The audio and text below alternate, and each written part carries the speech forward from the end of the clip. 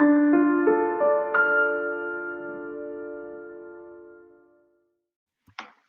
right, welcome to the Hosea 4 verse 6 podcast. I'm your host, Ivans, and I have a special guest today.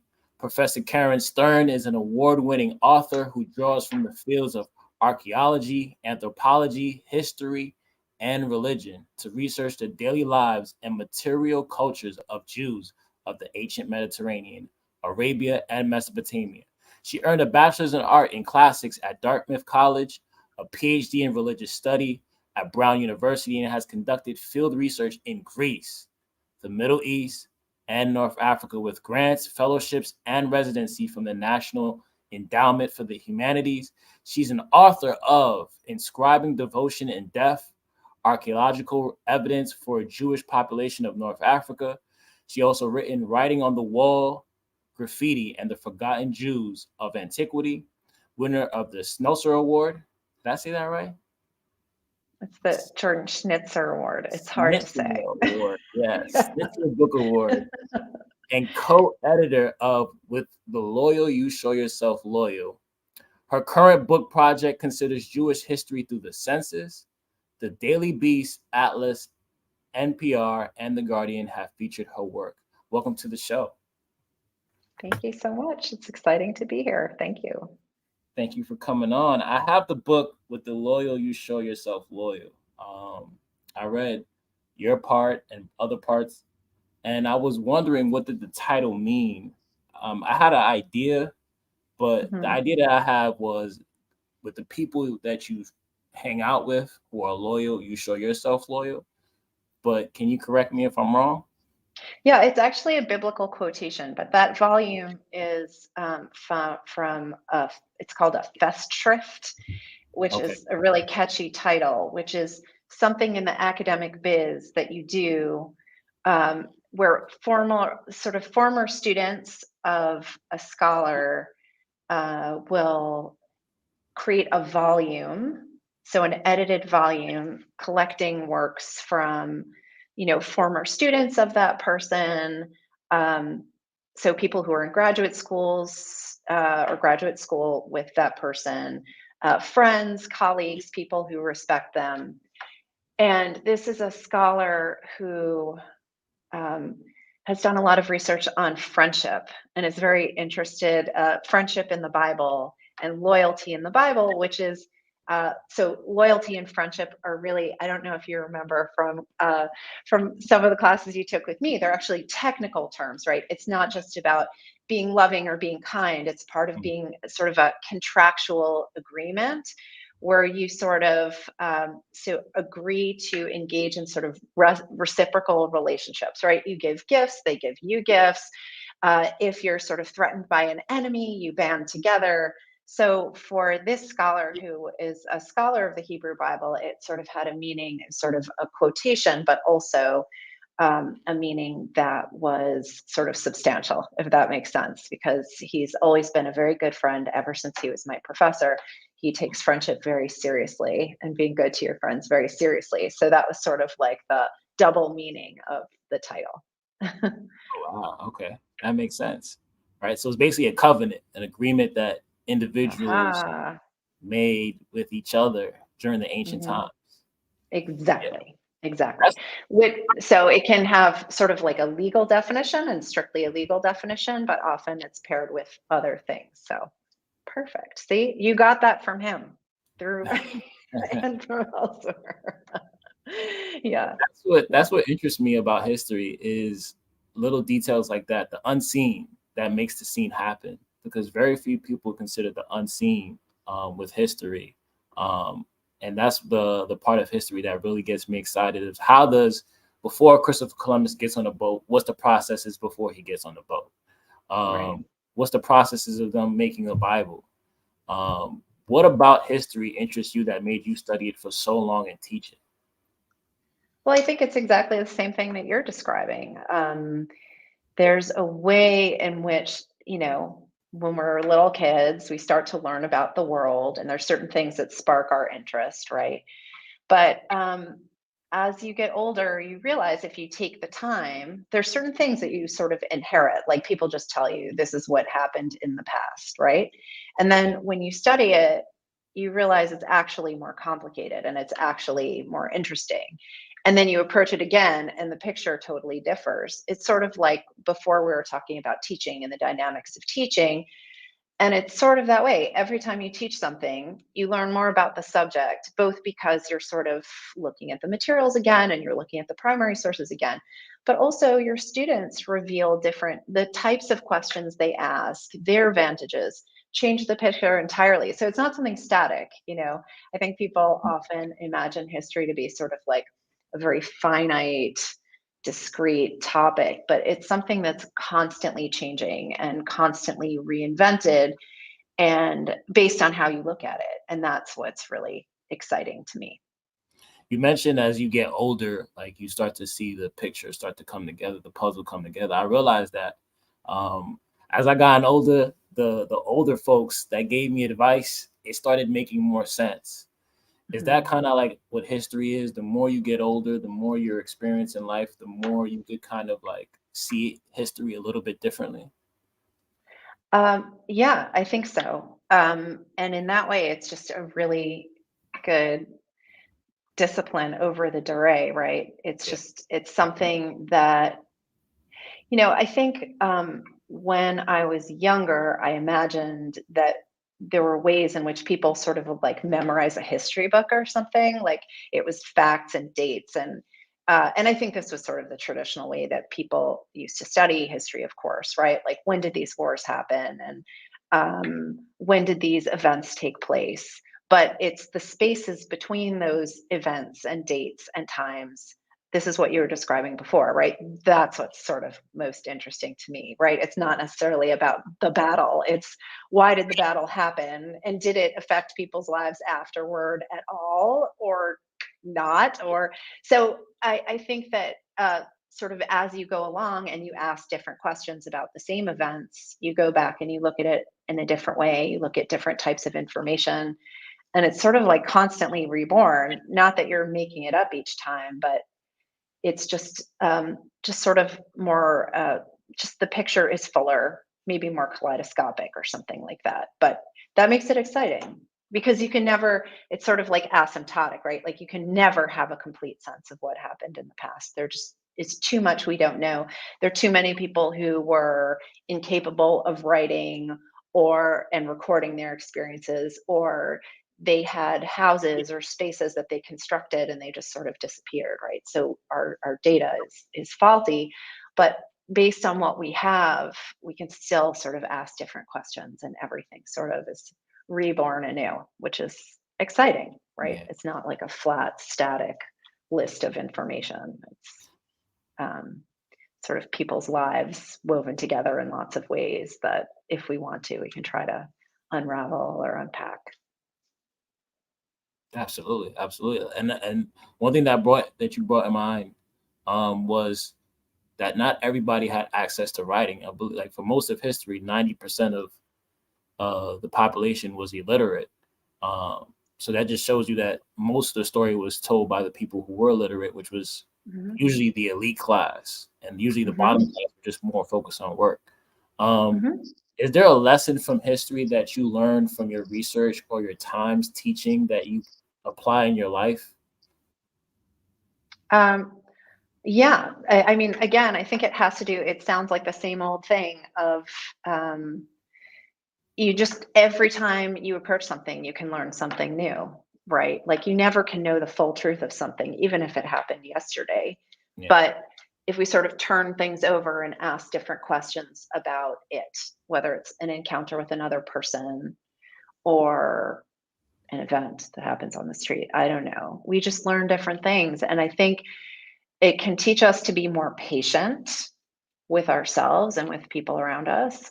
Um, and it can sort of undermine our confidence, right? Because we always know less than we think we know. Mhm. But my interest in history, and this is something that you were describing before, is I'm very interested in the people who couldn't write.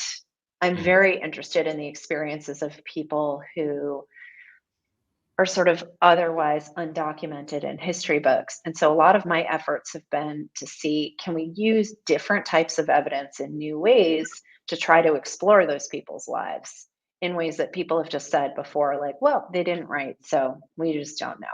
Or they weren't literate, so how can we really know? Because it's that focus on a very limited understanding of literacy and a limited understanding of what counts as evidence that really blocks us. And I think when we sort of change how we look at things, and that's why I really like looking at a medium like graffiti, when we change how we look at it, we could say, actually, we can understand. We don't know what this person's favorite color was or what they ate for breakfast, but we might be able to understand how they felt about the people they loved, or how they prayed, or or other types of information that when we sort of unlock our expectations of what we're looking at, we can get a much fuller sense of the past, even from those people who are not sort of like writing diaries or something like that. So that again is really exciting to me. And those opportunities are there for sure.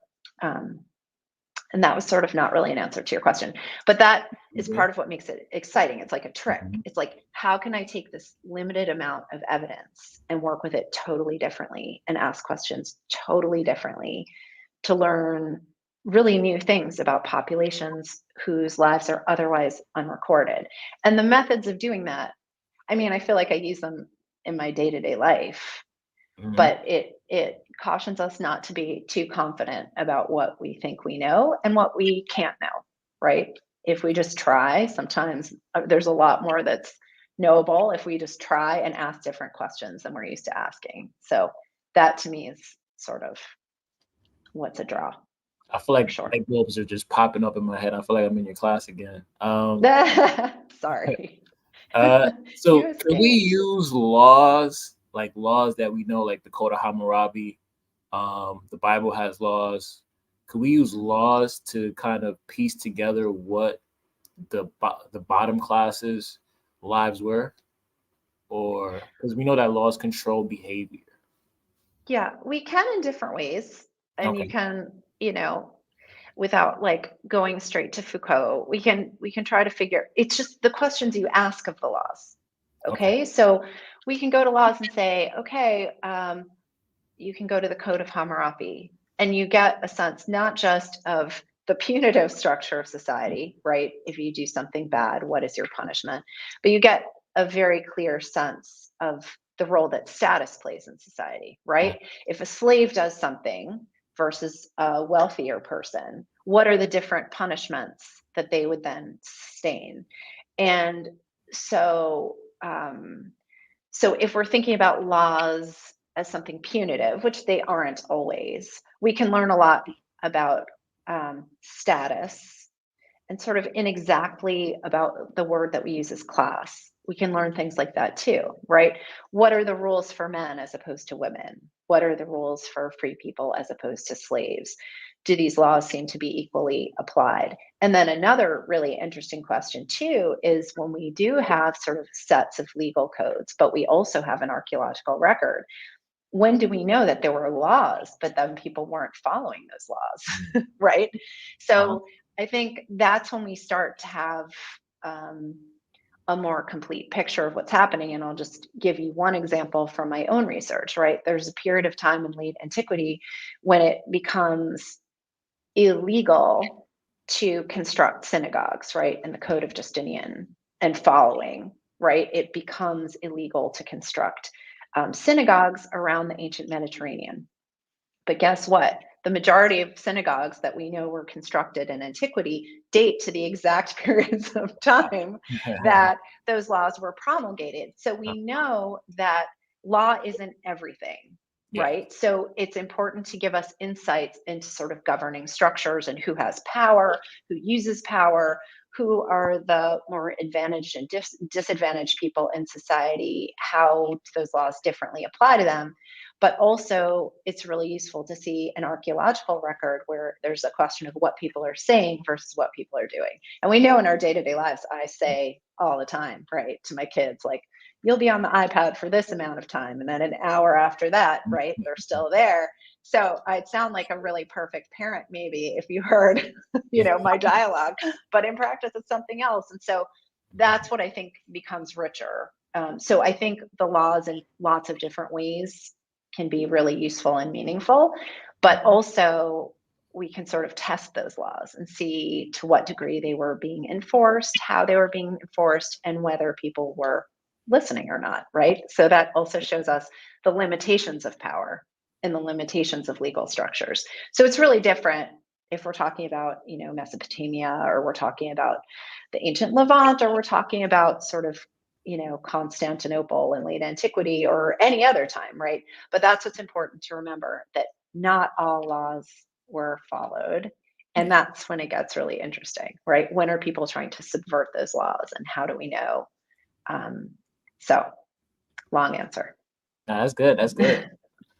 We just had a pandemic too, and I was teaching the kids about the Black Death, and a lot of the kids, what I realized is that they get subject to low quality information because of social media, because of the internet, and they get like they get these weird understandings of the pandemic. Oh, that somebody created it, or you know what I mean? Like, this doesn't happen in human spirit. But then when you go back in history and you see how pandemic started really because humans decided to join civilizations and to make a progressive decision to become civilization and build cities and live in close quarters. What is the importance of studying history for the modern times today? Oh, I don't think history has ever been more important than it is right now. Okay.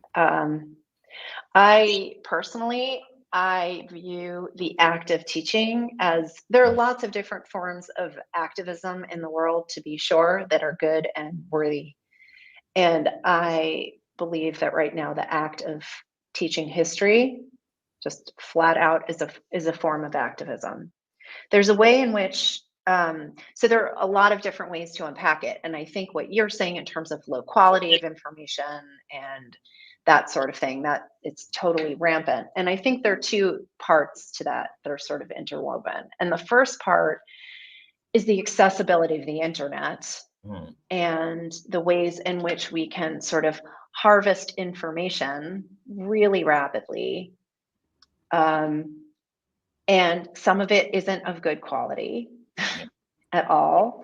I had a colleague this spring who just tried to test out researching a topic through Chat GPT, and half of the bibliography was totally made up. Like, these weren't sources. They followed like the form of a bibliography, and it was made up. So even these technologies that are designed to assist us are often lying. Wow. And so it sort of advocates in many ways the act of studying history in a formal way, so that people learn to think critically and to ask the right questions about the quality of their sources, how reliable they are. In many ways, every time we open a history book, if we're not looking at a primary source itself, we're engaging in an act of trust, right? Like, this scholar, I'm reading this book, they say it's true, so it's true, right? But if we're not going back to check, we're engaging in a type of trust fall, right? But the idea is, okay, well, maybe it was written by this person who had this graduate training, or this person who is teaching. And these are all the different reasons why I will choose to put my faith in that person. But the internet is something that flattens everything, right? People don't track down who the sources are. People can put in information anonymously that can go viral. And so I'm not sure if this is really two parts or it's many different parts. I think that teaching people, whether they're young people who are like 8 or 9 or 10, or they're 22 or 23 or 18, trying to encourage students to sort of look at the past in new ways, but think about how they put that past together and think about the quality of their sources is absolutely critical. Also, I mean, again, to go back to like just general AI, internet stuff, I find that my students have very little conception of anything that happened before like 2 years ago. Like time is like compressed. And I think that's partly because so much information comes from online, and there's something sort of like just flattened about it, right? Whether something happened in 1350 or something happened in 1780 or it happened in 1970. For my students, that's all just old, you know, it's all the same. Yeah. And I feel like because of the nature of our society, right? Like human age isn't valued as much, like information is old if it's 2 weeks old, all these different things, it all gets compressed into like the old stuff, right?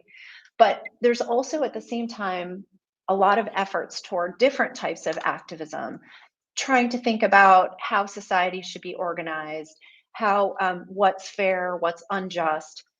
And in so many ways, I think that that flattening leads to this other problem, is that students just don't even understand how historically sort of inequities in our society actually came to be, right? Why is it that these gender balances or imbalances appear in certain parts of the world and not others? Or, you know, what is the cause of this economic inequity? But if you don't understand how problems were formed, you don't know how to resolve them, except with these like band-aid quick fixes. So the combination of all of those things, I think, is sort of explosive. And we owe it to our students to teach them how to learn about the past, to encourage them to do it, to learn how to do it. And for those students who are interested in making change for the future, encouraging them to see that they can't do that in like a substantive, positive way until they fully understand how the problems that are sort of endemic to our societies, how they got to be. And then they can start solving it, you know? And so all of those things together, I think, are really powerful, but we owe it to our students because our society doesn't make it easy. It's not like somebody's like sitting by their grandparent always listening to stories about when they were younger and what they struggled with. That's not really encouraged, you know, even just like in a family structure in lots of places today. So we have to like shake our students, not literally, of course, but just encourage them to realize that, you know, the world wasn't created the day they were born.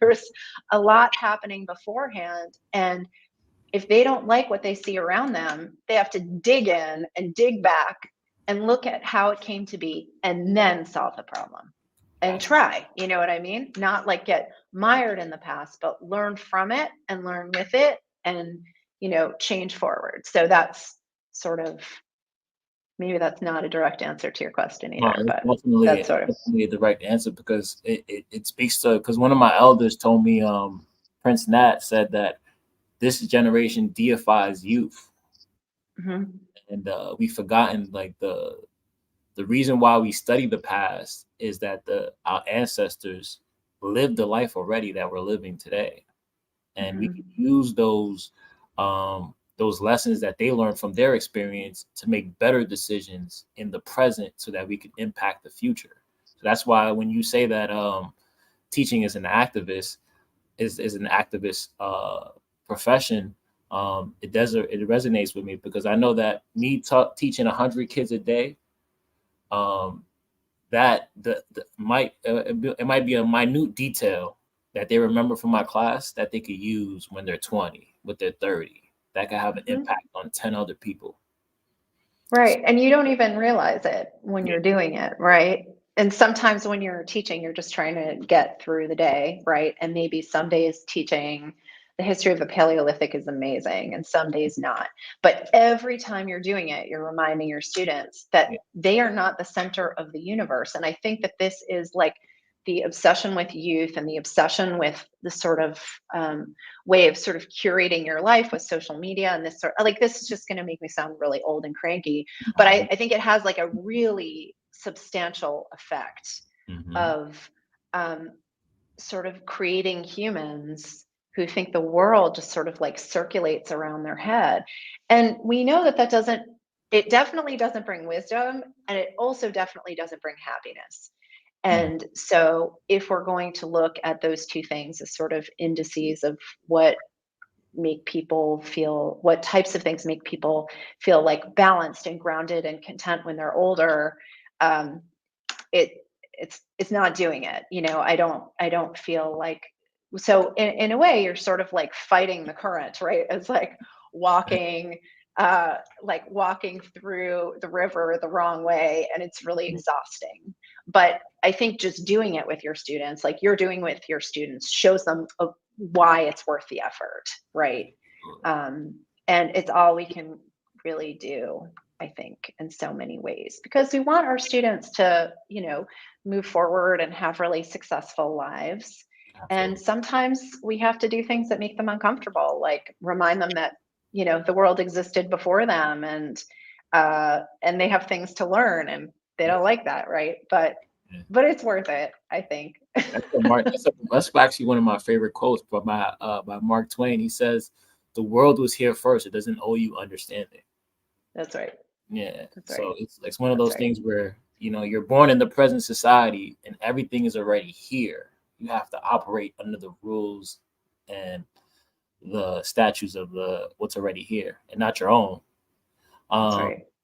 in the book, With the Loyal You Show Yourself Loyal, you mentioned Peter Saller, stating that there were women during the Roman times that were known as paterfamilias.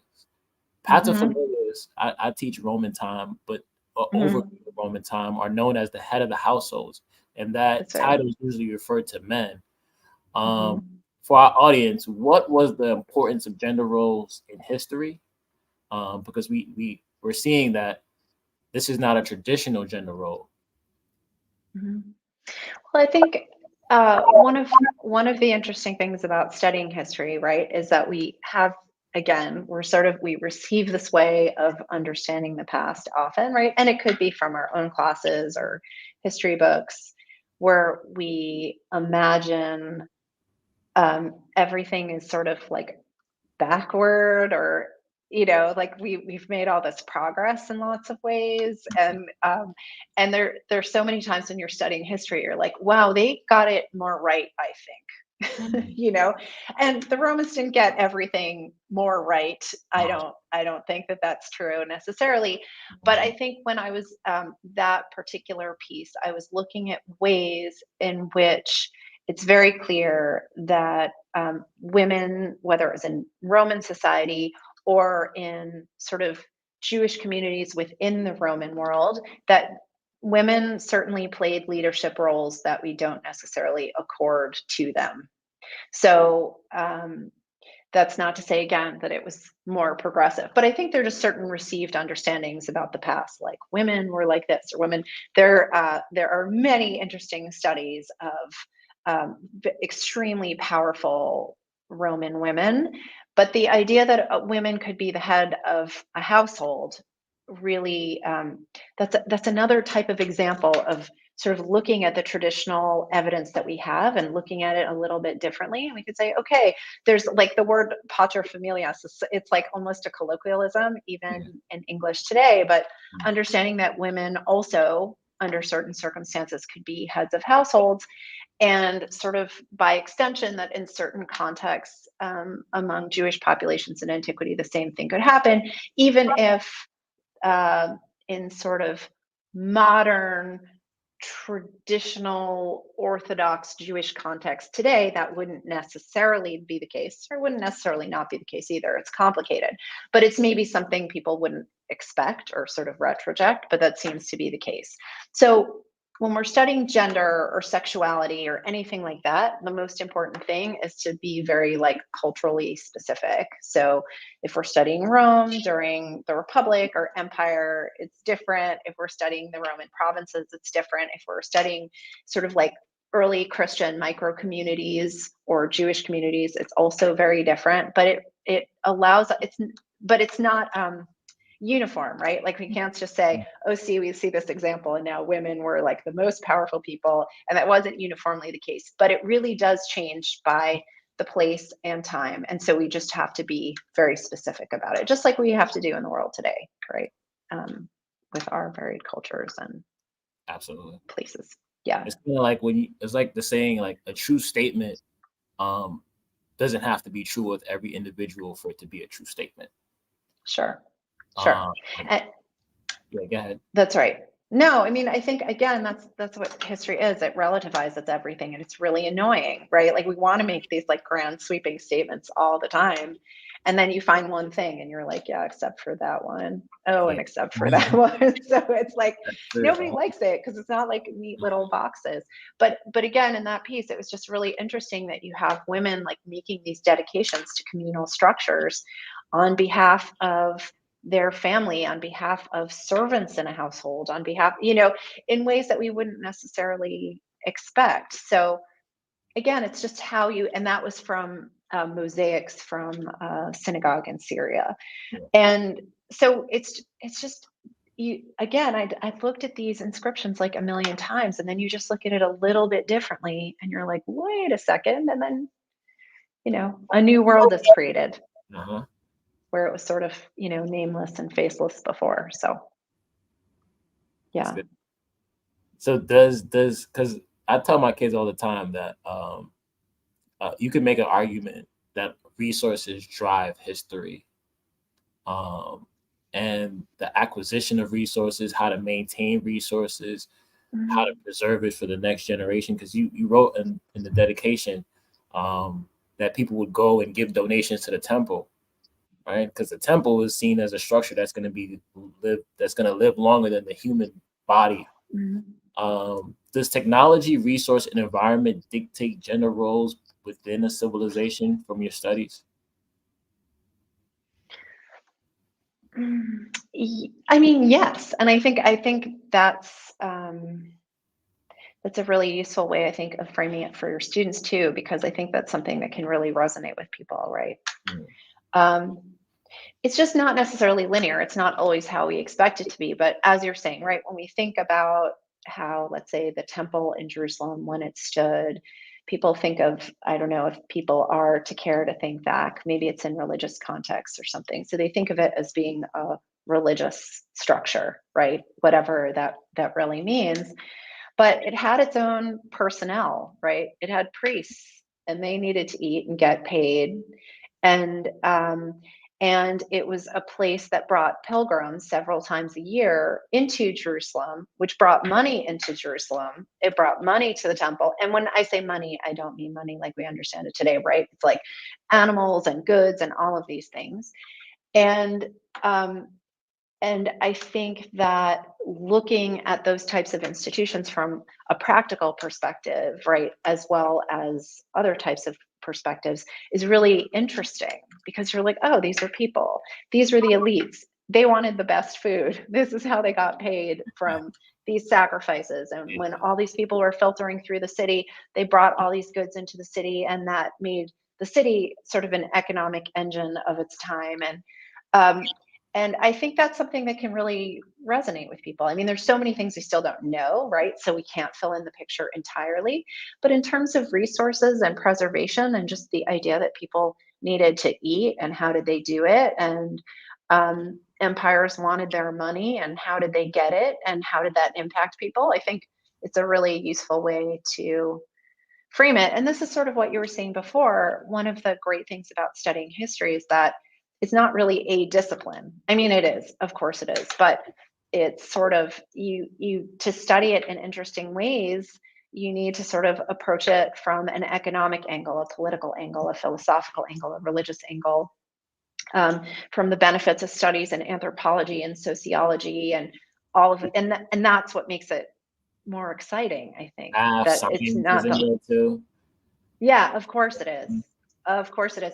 I just when I just got all of these emails from students who took a visual history course that I taught, where we studied the Antikythera mechanism, and I have all these former students writing to me saying, because I guess I haven't seen the new Indiana Jones movie, but it sort of makes, and so they're like, oh, it's in the new Indiana Jones movie, and I know what it is, right?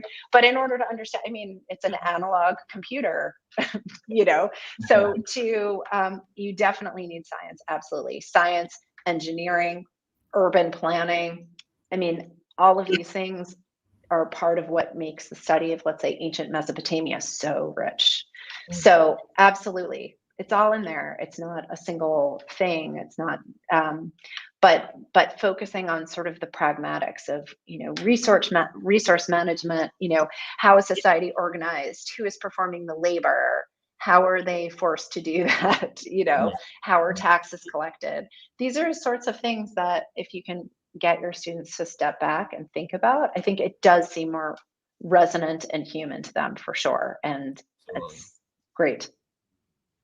Yeah. I mean, I remember when I took a trip to Mexico to see the pyramids in Mexico, and just seeing how large the infrastructure was. I was like, whoa, like it's a lot of work. That means that they had to feed them a lot. That's a lot of bricks. So now I'm thinking about day-to-day processes of like, okay, like I'm pretty sure somebody woke up and was like, I don't want to build this pyramid today, but they had to feed their family. Right. So we don't think about those nuances. And how does that affect, the relationship between men and women, right? Yeah. For sure. I mean, that's the gender piece is for sure there, right? Who's performing the labor? What labor are they performing? One of the, and this doesn't have to do with Mexico, but a few years ago when I was starting to work on the graffiti project, I found this painted, like in the business, they call it a dipinto because it's painted, not engraved, from a hippodrome in Tyre. And there was like a menorah on it, and it said like, it was basically the place of Matrona. And I realized that people hadn't really written about, because my focus is on Jews in the ancient world and their broader cultural context too, but they hadn't really focused on Jewish women who worked. Like this was the only archaeological evidence I could find for there are texts that say, if you don't want to sell olives outside your house, have your wives do it. Like if it's too embarrassing, like have your wives do it for you. Like there are texts that imply that women were doing something. But this was like out of the house. It was basically a label for a stall where this woman would sell her wares in the hippodrome, because they're sort of like competitions, but there was sort of like a mall around it, like people would sell goods if they came. That's the sort of thing that's really interesting. Like this is one piece of evidence, and we've known about it since the 1970s, and it was published as an inscription. But when you look at it differently, it's actually something extraordinarily valuable that when you read it compared to other things, you realize it's the only attestation of it. And just to compare it with the gender piece in Rome, one of the really interesting things about mortuary monuments in Rome is that people tend to be really proud of their occupations. Like they'll put on their funerary monuments, like so-and-so was a hairdresser, or they're really, there are a lot of monuments, like monuments for death, mortuary monuments that say that women had certain occupations, right? They might be midwives, they might just lots of different things. And part of what's interesting is that in the Roman East, particularly in the Levant, we don't see that sort of thing, right? Either because it didn't seem appropriate for people to advertise that on a death monument, or people in general didn't do that as much. Men and women didn't do it as much. But it's something, so does it mean that more women in Rome worked than women in like Rome, like the city of Rome worked than people in the other part of the empire? Not necessarily, but it's interesting that you have that discrepancy between this like boasting, like this was my occupation and I'm very proud of it, and this is what I want to be on my tombstone, and in other parts of the world where you don't have that dynamic, which is why we don't see that type of attestation, which we do in this hippodrome. So a lot of it depends on what evidence we have, and again, how we read it. Are we just interested in what it says and where it appears in a structure, or how we can think about how it helps us rethink sort of gender roles in the workplace in the ancient Near East, or like late ancient Roman Near East. So yeah. That's good. So when I was reading with the Loyal, You Show Yourself Loyal, make sure y'all get a copy of this. It's a good read. What's kept screaming at me was morals and ethics, because I see that people are performing duties and performing things that are native to their culture. And as I gotten older, I've learned that morals and ethics dictate behavior, which then influences outcome. Mm-hmm. What does history tells us about maintaining a level of ethics and morality, not only for yourself, but for the community and civilization? That's a huge question and a really important question, because I think it goes back to the original question of why study history, right? Because if we know that in certain respects, those things can stay the same in lots of societies, in other respects, they change, like morals and values change in different places and times. If we're talking about, let's say, the followers of the early Jesus movement, or early Christians, or like late ancient Christians or medieval Christians, their notions of morality and ethics would change through time, even if they sort of understood themselves to be part of a continuum and a religious continuum. But I think it encourages us to try to think more meaningfully about how we establish our own system of morality, right? And it's not necessarily the same as ancient people's systems, but sometimes it's not that dissimilar.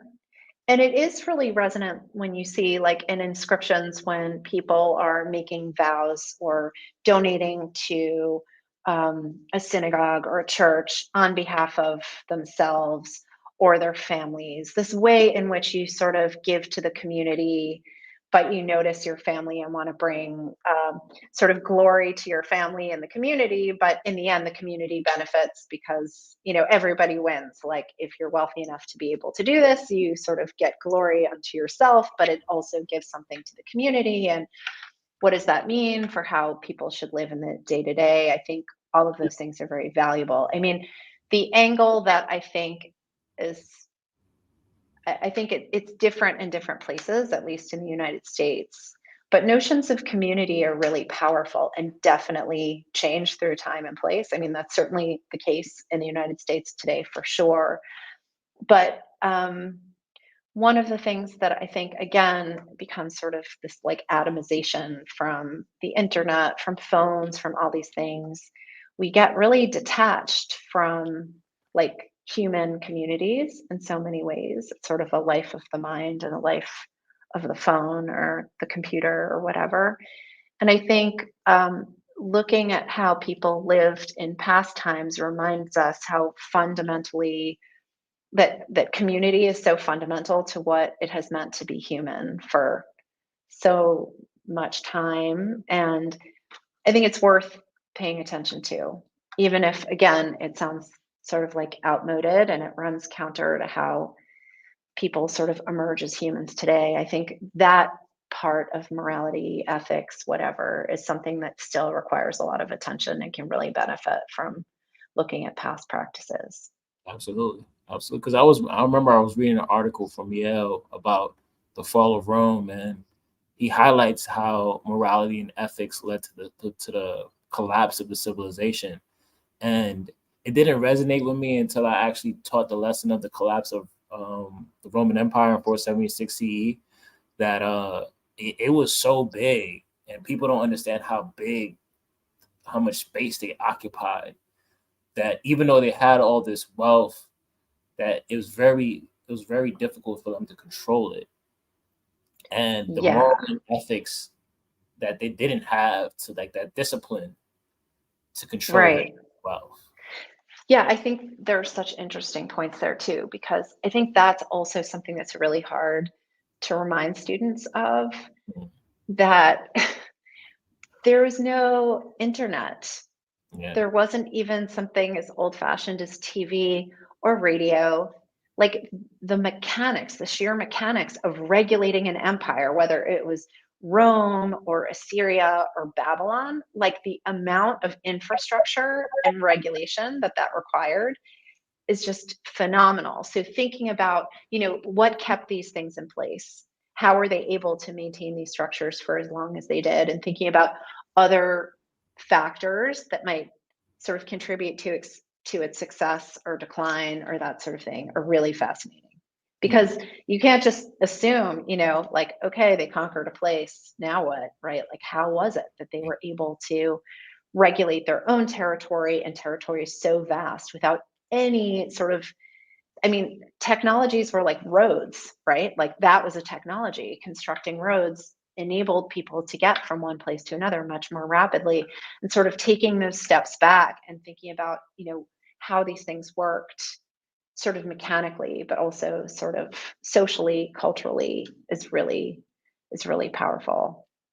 It Yeah. always it always, like, every time I teach it, I think, how did they do that actually? Yeah. You know what I mean? Like, Absolutely. it's phenomenal. It just, like, these massive, and you might not like what Rome did, or you might not like what Assyria did, but the mechanics of empire in the pre-modern world is something that's really just, it's sort of like shocking and strange. Like, how Yeah. could they do that? Well, they conquered people, they made them pay them a lot of money, but still, it's remarkable. So thinking about sort of the ties between that and social structures, and what people thought would be right or wrong at any given time, it's all very much connected. Yeah. I think people skip the Sunday to Saturday day-to-day activity of the maintaining of an empire, because when Rome fell, it was just on one day, and we only focus on it that one day, but we don't focus on the day-to-day operations that led to that one day for it to fall. Right. Again, so that's the difference, I'd say, between sort of certain traditional modes of studying history and ones that are increasingly commonplace today. There were people in the 1800s that were interested in sort of like daily life in the Roman Empire. There weren't as many, but there were some. But sort of like an increased focus on, you could call it the mundane, but it's like it's so much harder to get at than the events, than the singular events. But that's what sort of like really comprises the fabric of um, of history, and trying to understand like the dynamics of the past, for sure. Sort of like, as I'm talking to you, there's this tapestry behind me. It's sort of like, I was like, I'm saying fabric and I'm looking at the fabric, but it's Mhm. sort of true. On the one hand, you could focus on the design of the fabric, but then you Yeah. could say, but like, how did they weave that, and who did the weaving, and where did they get the wool, and who dyed the wool? And if you're not interested in those questions, and you're just interested in the appearance of the cloth, that's one thing, and that's fine. And there are many people who will study those patterns and the medium and all of those things. But when you sort of try to break it down to a smaller level, it's sort of like picking up a rock and seeing what's underneath. It's just like, but who did that? And like, where did they keep the sheep? And was it the women who dyed the fabric, or the men, or did it not matter? Or, you know, those are the things that not only sort of expose different elements from the past, but it really does have sort of like lead to our thinking about the present differently, for sure, in terms of labor, who performs it, the relationship between politics and society, all of these things. Again, we don't have to take other people's repackaged notions of those things. Like, we can look back ourselves and try to gain our own insights too. And that's fun. I think it feels a little subversive, but it's fun. Now it's kind of like it's kind of like what people say, the difference between instant gratification and the day to day. Right. Like, you want the instant gratification of looking at the tapestry, but the processes is what makes it the tapestry so worthwhile that you want it on your walls, right? Speaking of art, you did a lot of work with graffiti. I know graffiti from my history, from gangs and the artwork that Michelle Basquiat put on the walls in New York. So I Mhm. know art from there and graffiti from there. What has changed and what has continued over time with graffiti? Okay, so I can start. How did I get interested in graffiti? Yes. I got interested in graffiti in different ways that sort of, again, sorry about the tapestry, like sort of wove together. But the quickest version, it was sort of an accident. Oh wow. I knew I needed to apply for a fellowship to do field work in Israel. And I had always been interested in, as most people are, in this very particular necropolis in an area that's about 20 minutes away from modern Haifa. And it was a place for burial. Actually, only about a third of it has been exposed. And if you go there today, it looks like sort of this hilly expanse, but most of the hills that you see are actually hills with burials in them too. They've just never been excavated. Yeah. But I was going through the excavation reports, and because I just felt like not enough people worked on this place. It was, again, the biggest necropolis of its period and region. Hundreds and hundreds of burials had been uncovered, and I was going through the excavation reports, and I kept seeing these graffiti, like drawings of graffiti from the necropolis inside, and they would say like, these and a bunch of other carelessly executed graffiti are, they just sort of like made quick mention of them, but didn't talk about them except as being sort of incidental because they weren't that beautiful. Yeah. I mean, to the excavators, they didn't think they were so great. And some of them were pictures and some of them were drawings. And I thought, you know what, maybe there's something to this. Like I counted through these reports, there were like 150 of them. That doesn't sound so accidental. Like it would be like maybe 3 things. You'd be like, oh, it's an accident, or people visited in later periods. So that was, I had a grant at the Albright Institute in Jerusalem, which is the American Archaeological Institute in Jerusalem. I had a grant through the NEH to go there for like 6 months and work on this project. I ended up proposing to look at these graffiti. And then it sort of turned into this much bigger project because I realized not only were these graffiti in burial places like Beit Sha'arim, but they were in throughout the region. There are a lot of individual burial caves that are smaller, like families use them, and it just has to do with the landscape. Like the stone was soft, and so you'd sort of carve into it. And there are traditional ways of burying in different places, in different time periods, actually. But I started noticing that there were a lot of graffiti in the south, in the area called the Shvela, where there are a lot of these burial caves too. And what was interesting is that a lot of them looked similar, like they appeared in certain similar places. There was like a language to them, whether or not they were written like in Greek or Aramaic, or there were pictures. There was like a language that was like spatial, if this makes sense. So I could go into a cave, a burial cave, with somebody who, and this happened with somebody who had excavated the cave. I'd go in and I'd say, oh, there are graffiti here, here, and here. And he'd say, I've been here a million times, I never noticed. But it sort of, it was a way of using the space. So when you go in, it's usually going to be on your right, and then lo and behold, it's on your right. When you look at them exclusively, you start to see lots of different patterns. And then another site that I had worked on in other contexts, which is a synagogue from ancient Syria. It's the best preserved synagogue from anywhere in antiquity. And actually, the earliest Christian building is also in this same town called Dur Europos. It's along the Euphrates, along the modern Syrian and Iraqi border. And what's remarkable about that synagogue is that it was, the entire town was left as a ghost town, and people in antiquity had buried it. I don't know if you remember from our discussing in class. So it was buried in antiquity. It was sort of filled in from the inside, so it never collapsed. Oh, wow. And I realized that there were all of these graffiti there also. And we know this because the wall survived.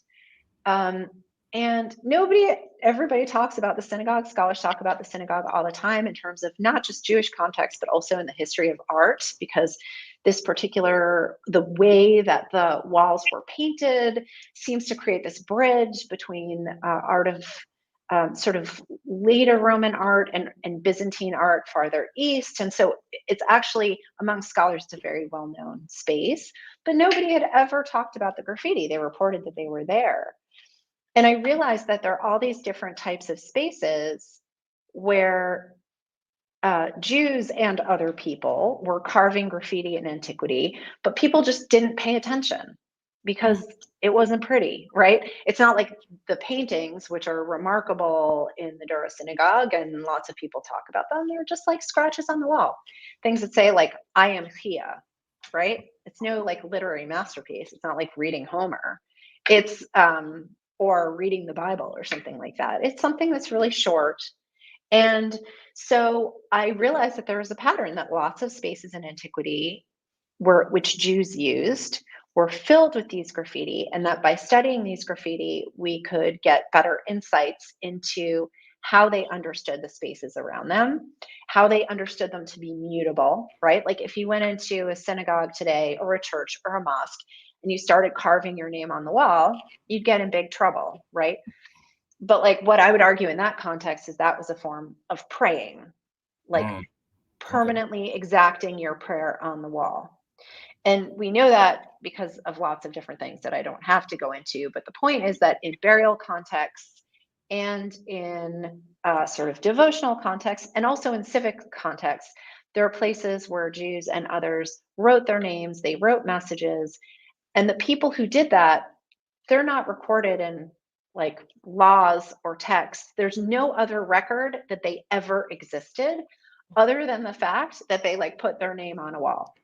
But as a result, they're like totally immortal. When you sit there and you pay, maybe not immortal, but you know what I'm saying? Yeah. That this person, right? You could have had some jurist who contributed to laws in late antiquity, but when you sit down and pay attention to this person who wrote his name on the synagogue wall, like his name really actually endured, not in the way that he would have imagined, but it's really exciting. It's sort of this direct connection between the person. So the advantage of looking at these graffiti is it sort of gives us a more unmediated access to people who lived in the ancient world. It gives us insight into how they use spaces. The idea that it would be okay to go to a burial cave and write good luck on your resurrection on the wall, right? It's not that clear, right? Is it a joke? Like, was the person joking? Like, good luck on your resurrection, ha ha ha, on the inside of a burial space? Or was it an earnest wish, like, good luck now that you dead are being brought inside this catacomb, like, good luck on your resurrection? It's hard to know. It's like an email, you know, sometimes, or like or a text message. Like, sometimes you can't get a sense of whether something is sarcastic or not. But nonetheless, it tells us that people thought it was perfectly acceptable, desirable, and respectful to write messages and pictures all over the spaces they visited. And the last thing, because I could go on about this for hours, is that one of the things I deliberately do is pay attention to drawings as well as text. Because something you were saying before, which is really true, is that in the ancient world, not everybody could write. So certain people, their modes of communication would be through drawing pictures, not necessarily writing something out in Greek or writing something out in Aramaic. And so the ability to pay attention to all of those things together is really important to sort of see how people use the space or move through space. Okay, I promise this is the last thing. One of the other things that's really interesting about graffiti is that there was a traditional way of viewing literacy as like, there's sort of different ways of evaluating literacy today, right? Can people read? Can people write? And traditionally, people thought of those as like absolutes, right? You can either read this very complicated thing or you can't read at all. But one of the great things that graffiti happens to do is it sheds light on ranges of literacy in antiquity, right? So like maybe you couldn't write a research paper living in, I don't know, the Levant in the year 402, right? But maybe you knew how to write your name. And like, why shouldn't that count as literacy? That's a form of literacy. It's maybe not as extensive as some other people. So by paying attention to those types of things, we realize that different ranges of literacy might have been much more widespread than we actually assume. That doesn't mean that like everybody could read and write, but it means that some people might not have been able to do so comprehensively, but could do a few things like write their name, write out a prayer, write out good wishes for the dead. So in so many ways, these little pieces were just sort of discarded, and they were noted in excavation reports, and nobody looked at them sort of systematically according to their context and their contents and this sort of thing, which is why that book was so much fun, because it was really and it's sort of it's an ongoing project too, but it really draws attention to people who we otherwise just wouldn't even know they were there. And it gives us insights into their thoughts, their feelings, their wishes for themselves and their families in a way that's a little bit different in register from the people who could afford to like pay for monumental inscriptions. They donate all this money to a communal structure, or they have a lot of money, so their burial area is really ornately decorated, and they have epitaphs and these sorts of things. These are other ways of using space, which could have been performed by really wealthy people, but also less so too. So it gives us insight into sort of a wider range of behaviors, but also like wider ranges of populations too. And it also which gives I us think is insight on how they live. Because I know from if I go to Brooklyn and see a gang graffiti, I could know that there's a presence of gangs and what they stood for, or what, you know what I mean? If I see an art graffiti, I could see what's the perceived information or perceived knowledge that was there at right. that. Right. And so you asked a question a while ago about like how this graffiti is similar and different. And I Yeah. would say different in certain respects because like if you're writing a message, or if you're drawing like a little skeletal figure outside of the tomb of a loved one, right? It's not really the same. It's sort of part of a burial practice. Or if you're writing a prayer on a wall, that's a precatory practice. Like it's a devotional practice. You're doing something because it's part of worship. But the thing that's really interesting, and I think fundamentally similar about like all of these types of graffiti, is it is a way that people can appropriate the spaces around them in really powerful ways. So let's say you're, I don't know, you're a gang member, you tag a wall, you might not own that building, right? Like you might not have the legal deed to that building, you might not have the money to buy that building, but by putting that up on the wall, you totally change that building and you appropriate it for yourself. It's Mm-hmm. really powerful, right? Yeah. It's like you might not financially own it, but you've totally recast it, right? Because you're sort of like reshaping the urban landscape by doing something very simple, like you're using spray paint, right? Yeah. But so it's a very superficial, Mm. has nothing to do with ownership, but you're changing the world around you based on what you put on a wall. And I think in that respect, it's really similar, because you have people in antiquity too. Maybe they couldn't afford to make a big donation to a space, a synagogue, a city, right? But they could write on civic seats, this is where we sit.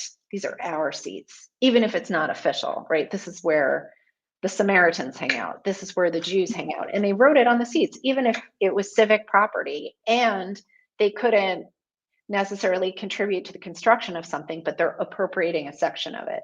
Or if you couldn't afford to donate to a synagogue, but you write your prayer on the wall, your name is on the wall in a very sacred space alongside other people who donated more money, and their names are rendered in sort of more beautiful ways.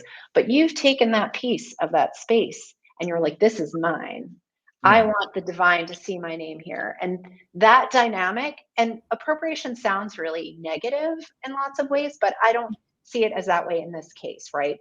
It's like you're taking something that might not be owned by you and you're totally transforming what it means by how you apply an image to it.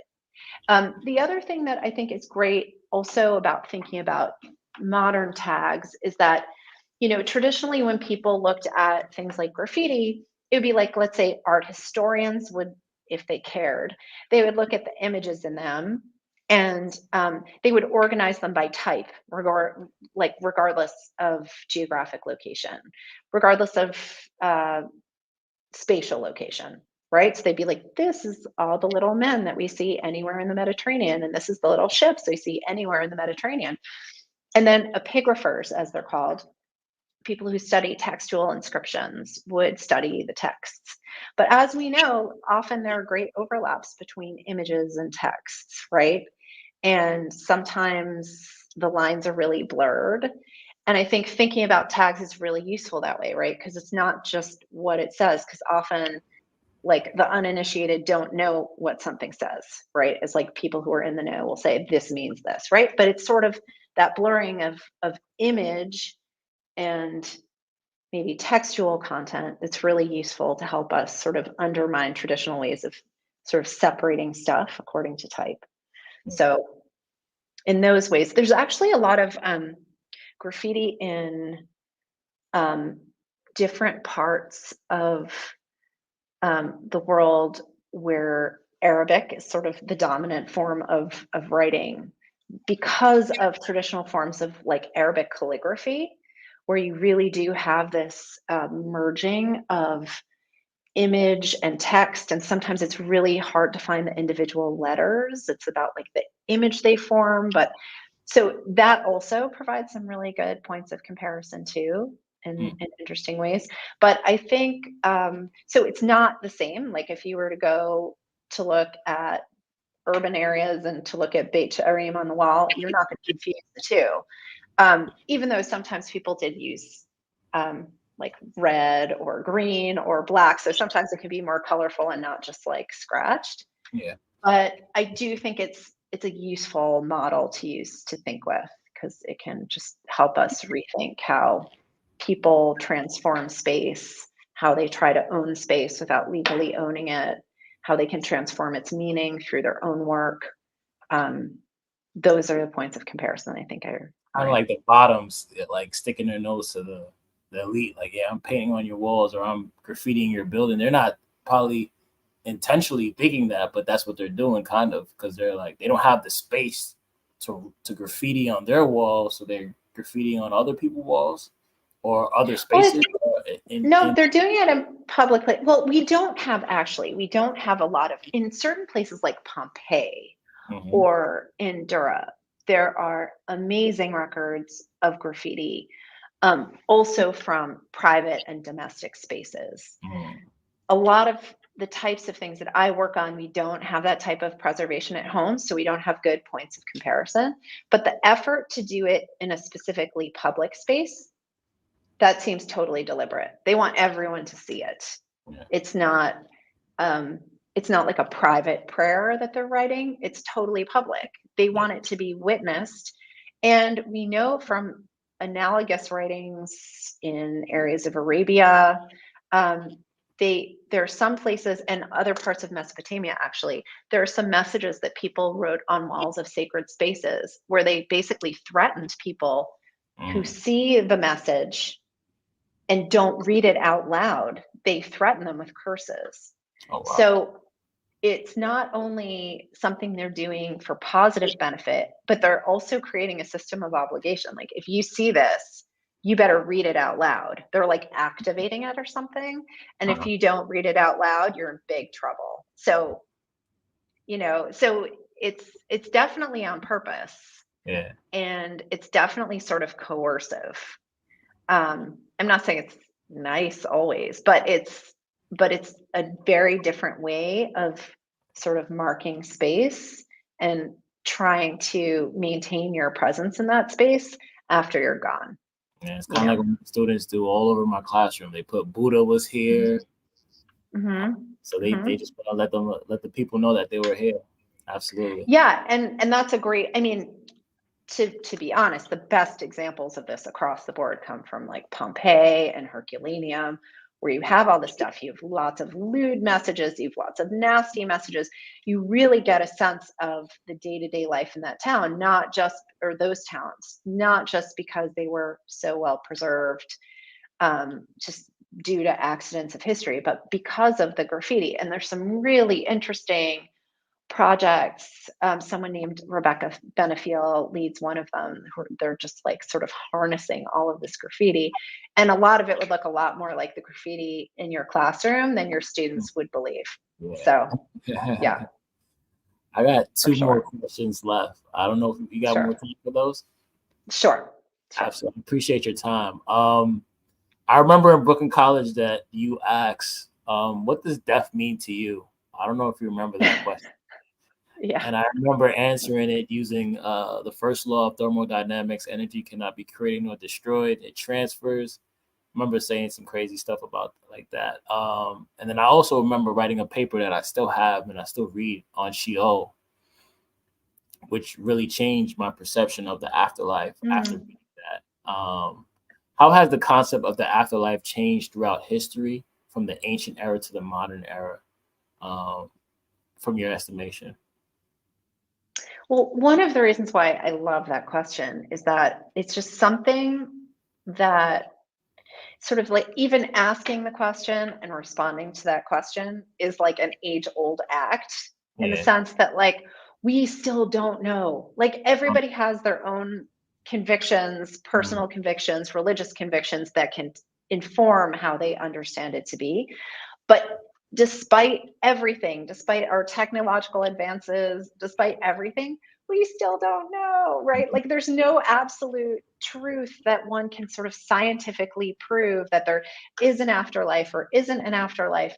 And I think we can learn a lot from studying what past times and cultures have understood to be the process of death. I think there's something really comforting and human about that, just because we still don't know. Like we don't know. Again, you do know if a person is Catholic, let's say, maybe they do know, right? According to their religious convictions, this is what happens to you after you die. But I think it's really so fascinating, and that's why I love starting to study with ancient Egypt, because the other thing is that in our culture in general, in our general American culture, which is sort of like silly to say because there are millions of American cultures, but um, you know, death is often something one tries to avoid, right? Maybe not universally, but often, right? So it's really interesting to start off by in that class studying culture where not only is death not avoided, but it's like welcomed and it's anticipated and you're just preparing for it. You spend, I mean, if you're an elite and among the elite in Egypt, right, particularly the elite, you want your life to be just as great in the next one as it is in the world today. So it's such a flipped way of thinking about life and death and what awaits people, that I think looking at more nuanced views through time becomes easier, because you sort of have one extreme, right? Like not only is this not something to be avoided, but it's like I've got to get that food in there, and I have to get, images of my servants in there, and I have to get my chariots in there, and all of these ways of sort of preparing with excitement, even though again, like in the day to day, we don't know if somebody was, in Egypt was actually afraid of it. Maybe there are sources that I'm not aware of, right? But the material culture is all geared toward its being really positive, and text and things like that. So I think it's a great way to look at change between cultures, because it seems like death is a universal, right? It awaits everybody who is alive. So that is a universal, but how people feel about it and how people react to it and anticipate something that might or might not happen after it, it can tell us a lot about the culture itself. So I think it's a really interesting way to go about it. Maybe that didn't really answer your question, but um, Good. but it's yeah, I haven't taught that class in a while, but I will soon. During the pandemic, I was not so excited to teach a class about Yeah, death. I get I'll be that. ready for it again soon. Yeah. I, Even though teaching about the Black Plague, or like the bubonic plague, that somehow was comforting uh, during the pandemic. uh, In my other classes, this one, I was like, you know what? It's just all around us all the time. We can take a break from that for yeah, an hour and a half. Mhm. absolutely, absolutely. I remember when I was going over Sheol, what I realized about Sheol is how, as the Jews go into different captivities, how the concept of the afterlife changes through Mhm. the the empire that they're under, whether it be the Persians in Zoroastrianism, Mhm. resurrection, which is a concept that comes from the Greeks, and how that affected the Roman Jews with the different sects. And that was just all through in your class, doing a book on doing a paper on Jesus groups and doing a paper on Sheol, just seeing how like the different cultures influence the Jews in the afterlife, about the afterlife. Mm-hmm. No, I mean, that paper is its own great case study, right? Because there are ways in which we imagine certain continuities through time that are somehow essential. But whether you're tracking Jewish populations or Zoroastrian populations or anyone for that matter, it's absolutely critical that we pay attention to place and time and political change and cultural change and that sort of thing. And that's what makes it interesting, right? We can't assume that everybody is sort of essentially similar or sort of that there's some sort of continuity that necessarily transcends day-to-day experience. And what you're describing demonstrates that, right? Like actually being regulated by different cultures, the process of exile, being immersed in a world in which Greek texts and theology are regnant, right? All of these things change people, and it's fascinating, right? Absolutely. And it helps us think really differently about how we understand the past and how we understand the present that surrounds us, right? We are individuals, but we're as much, shaped by our surroundings as we shape them. And so it's sort of humbling too. Absolutely. But that paper is a great example of that for sure. I appreciate you. Second to last question. I remember you went over cults, and your class came up when I was watching CNN, and they brought up a starvation Christian cult in Africa, where everybody starved themselves to death, and that was the cult. And I remember you told me that cults are just religion. And I don't know, was I paying attention? Well, I think that, yes, I think you were, because when we talk about a sect or a cult in antiquity, it's sort of like those are neutral terms, but when we talk about those things in the modern world, they are rarely neutral terms, right? They're judgments, like this is a group of people and they went their own way and did something that was like particularly bad or crazy outside of the mainstream. But when we study the ancient world, often those words are really useful tools to describe, okay, these people practiced their devotional behaviors were this way, and this group of people, their devotional behaviors were another way. And it's a way to sort of designate without judging. But it's very hard in the modern world, because when those words are applied in modernity, they're almost always judging. They're almost always like, this group is apart, and part of what makes them apart is that they're bad, in some way. So it's just that, like, generally people don't use them but in those contexts today, but they're useful to use those words in antiquity. But in order to do it, you have to like strip away all those valences and try to say, okay, let's try to use this as a way to designate or categorize without judging, right? So if we're talking about the group that sort of withdrew from Jerusalem that we have evidence for in the Dead Sea Scrolls or the Dead Sea Library or whatever, like their rules and regulations are pretty crazy. And they viewed themselves as doing things correctly, and they viewed the rest of society as doing something incorrectly. What they would have called them exactly, we don't know. We know what Josephus sort of called them, but it's different, right? When we're sort of like talking about the world around us and placing judgment, and then talking about the world of the past and trying to sort of get a different sense of how different groups formed and why. So in that context, I was like, okay, we're going to strip away these valences and try to talk about different groups. And then you can decide if you think they're wacky or crazy or did bad stuff too. But so it's about using categories sort of comparison. So it's kind of like, because I remember, is the Jesus group considered a cult that just went mainstream and became Christianity?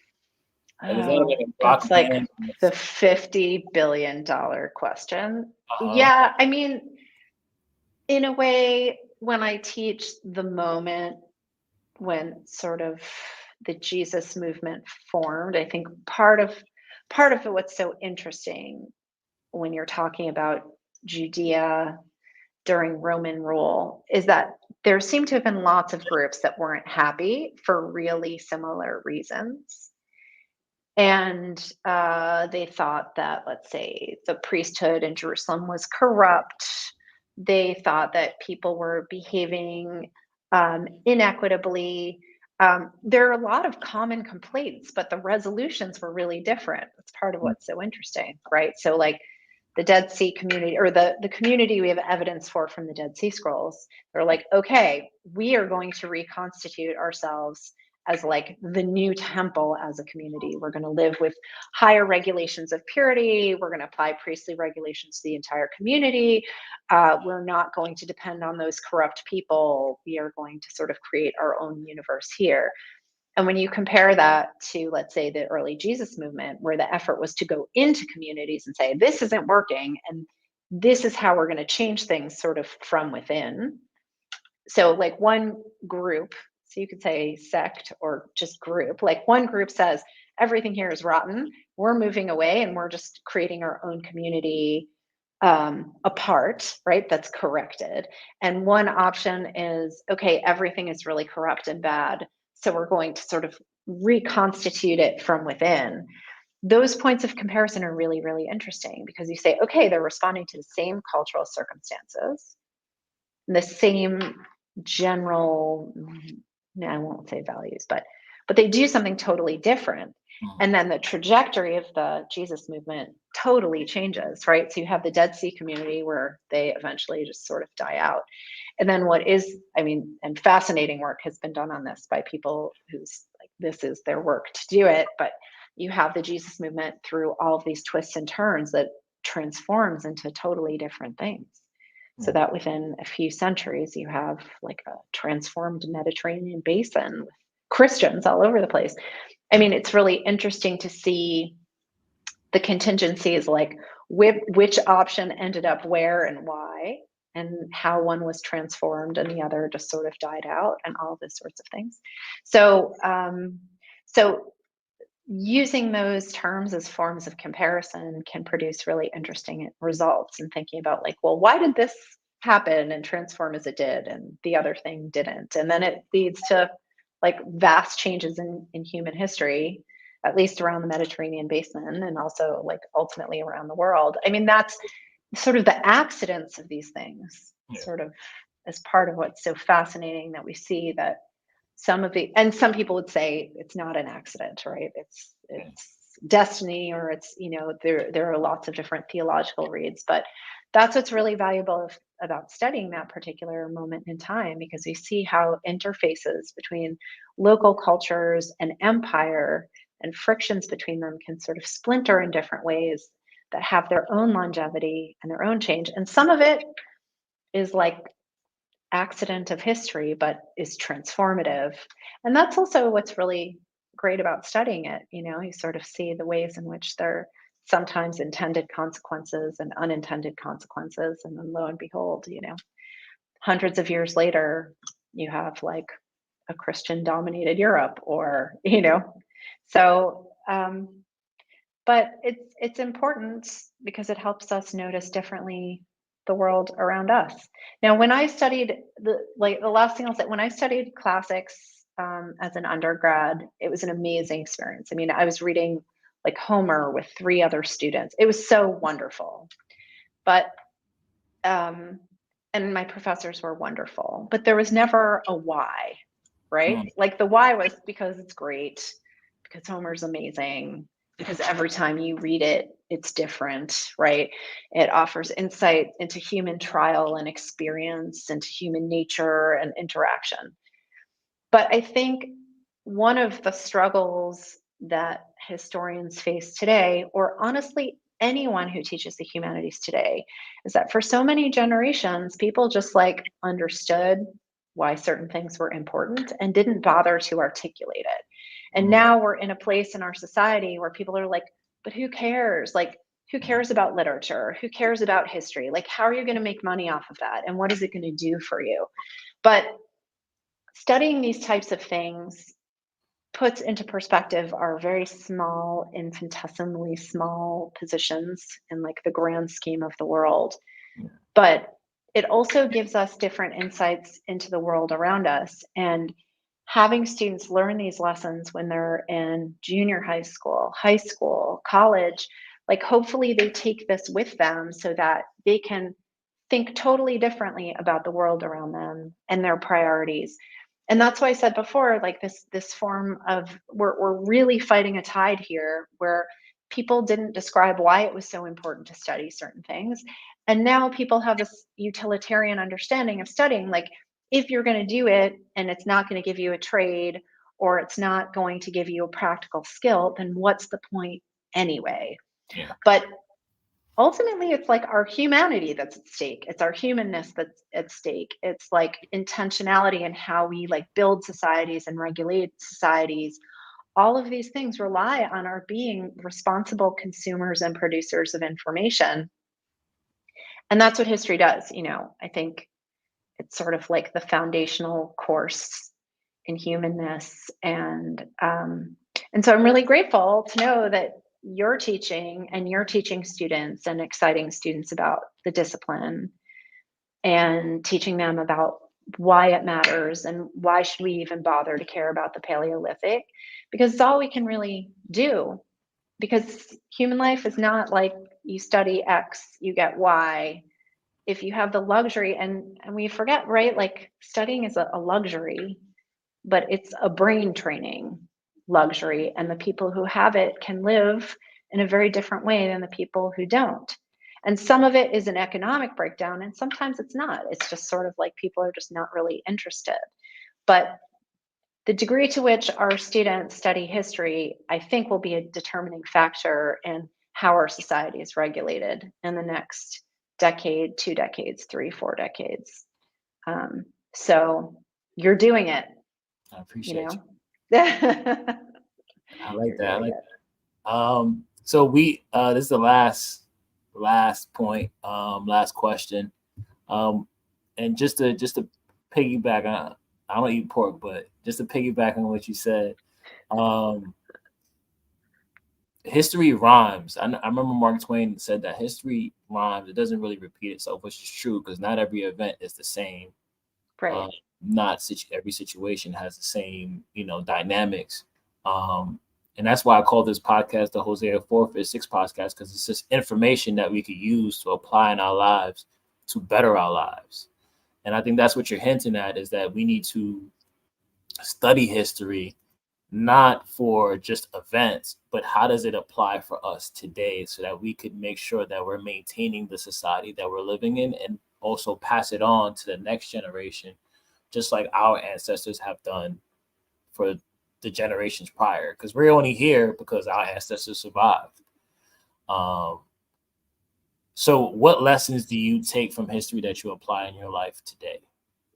Like any lesson from either the graffiti that you take or the afterlife that you say, okay, yeah, I'm going to use this in my life, in my day-to-day life?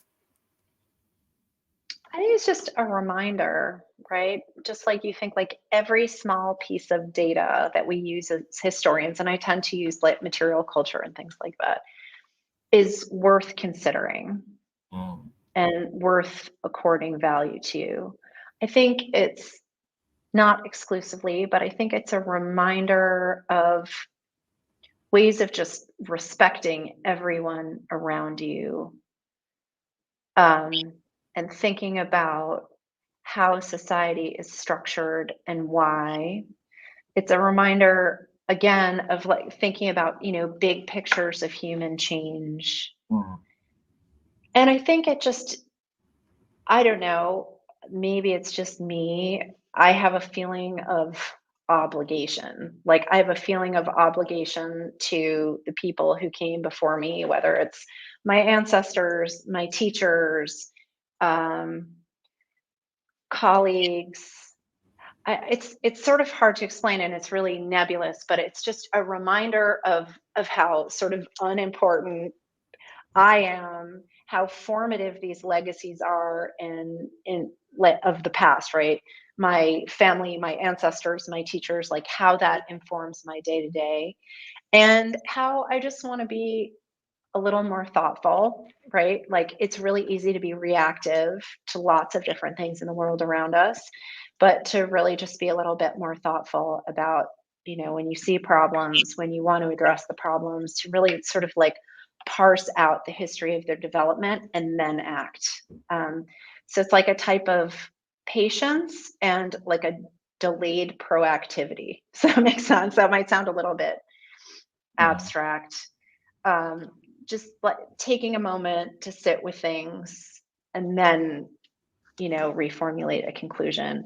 And the other thing is, I think when I was younger, when you're sort of like, when you write, when you're a researcher, when you're a scholar, I think in many ways I was a little more, especially when I was working on more North African materials, I was very dismissive of a lot of previous scholarship.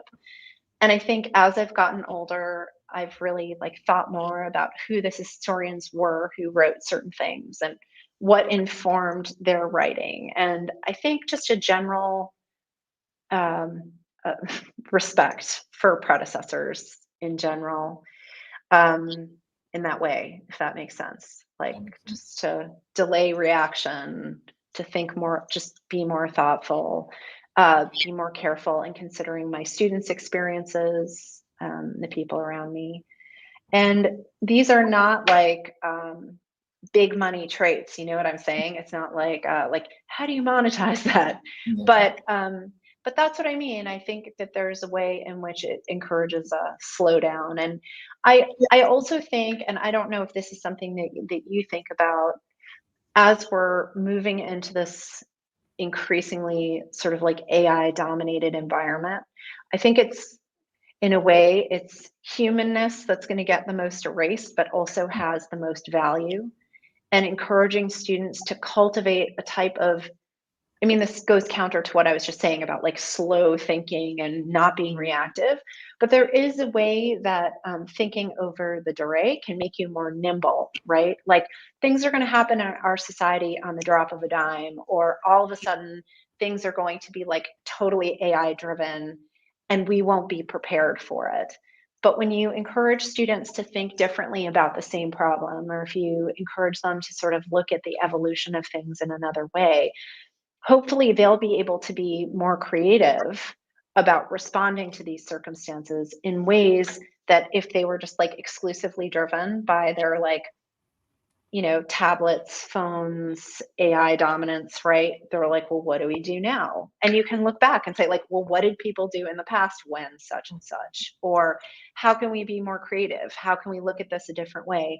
And I think that very human capacity is what we need to do in the years, like that's what we have to sort of celebrate in the years ahead. Because in this respect, like I really have no idea what this world is going to turn into, but I know that we're going to need a certain degree of thoughtfulness and mental agility to sort of cope with it well. So that's all history to me. That's what it cultivates. Like you need the math, you need the science, you need all this stuff too, right? But this is what teaches us that like this too is something that can be dealt with. And how will we do it? How can we turn it over? How can we think about it differently? So I kind of look at it like that Game of Thrones. I don't know if you watch Game of Thrones. Do you watch it? No, I've been to It's kind of like but that. I want to hear it. I want to hear it because other people have said many things to me. Like it's like Game of Thrones. So I want to hear what you're saying so I can sort of. So it's kind of like there's this group named the Targaryens who's passing down this information about this threat that's coming. Oh yeah. Deal with it, and then you get a time the show jumps us in a time in history where that information is lost. And in order for them to solve the issue of today, they have to go back in the past to solve that issue. And it goes back to like what you're saying about AI, like the books like the Bible, the Quran, the Hindu, the Sanskrit. Those are books that we could go back to regain our humanity and, make the decisions that you're saying that we need to make sure that we preserve our human history. Mm-hmm. Yeah. Yeah, that's what's so amazing, that we have like this abundance of information. Like never in human history could you say like, I have this question, and then you go online and you investigate it, right? So it's so paradoxical that at the same time that we have this like abundance and immediacy of information, it all seems so poised to just be lost, right? Yeah. Either lost because there's so much other noise and so much other information, or just because the ways in which we store information now can be so ephemeral if things just go poof. So I think it's a really interesting comparison too, in that way that like there are ways to counter the weird fragility of the moment by like really training ourselves to think about the world differently in its formation, at least from like a social historical standpoint. Yeah. I definitely appreciate you. You definitely are important to me. And Thank you. I'm so happy to see you. Yeah. Hear from you. And It's great. your energy will definitely continue to be a part of my teaching, because again, I only draw upon the history teachers that taught me in the past. So thank you for coming on the podcast. Thank you for sharing your energy with our audience, and thank you for being here. I appreciate you. Thank you. It's been great.